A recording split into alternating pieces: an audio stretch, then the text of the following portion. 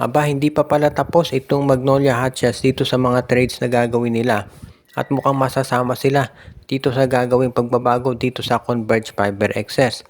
Dahil mukhang itong Converge ay meron daw offer dito sa Magnolia Hotshots.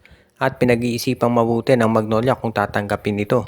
Ang tinutukoy natin dito ay gusto raw ibigay ng Converge itong si Alex Stockton dito sa Magnolia Hotshots.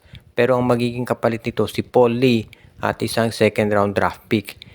Ngayon, pag-aaralang mabuti yan syempre ni Coach L.A. Tenorio kung tatanggapin niya. Dahil kailangan na pag-isipan ano ba yung mga tinatawag na pros and cons sa pagkuha dito kay Paul Lee at dito sa sabihin natin pag-trade kay Paul Lee at pagkuha kay Alex Stockton. Kung si Alex Stockton ay kukunin mo, two-way player yan. Magaling sa depensa at opensa.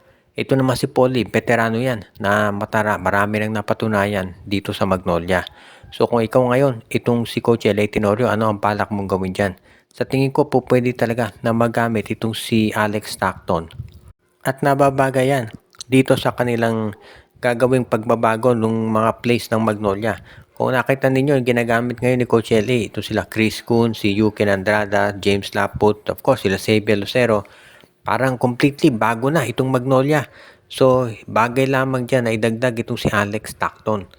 Ngayon, kung sakasakali magiging mas complete na talaga yung pagbabago dito sa lineup ng Magnolia kung makuha nga nila yung mga nabanggit na players. At yan naman talaga ang inaabangan ng marami. Kung ito'y matutuloy, aba talagang isa na ito sa masasabi natin na talagang sabihin nating fair trade sa PBA.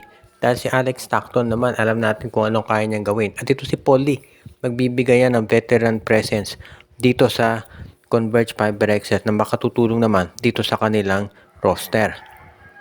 Ang isa pa dito sa mga sabihin na natin na posibleng transaksyon na maganap ay itong sa panig ng Meralco Bolts at ng Titan Ultra. Pinag-aaralan daw kasi ngayon ditong Meralco Bolts kung matitrade nila si Alain Maliksi dito sa Titan Ultra. Posible na ang kapalit ay isang second round draft pick o kaya naman baka pwede, depende yan sa pag-uusapan nila do sa ibang mga bench players ng Titan Ultra. Baka si Evan Nelly ang hilingin kapalit. Posible rin kasi na may iba pang kukuning players tulad nito si Ato Ular. Most likely ganyan daw magiging trade. Alain Maliksi for Ato Ular.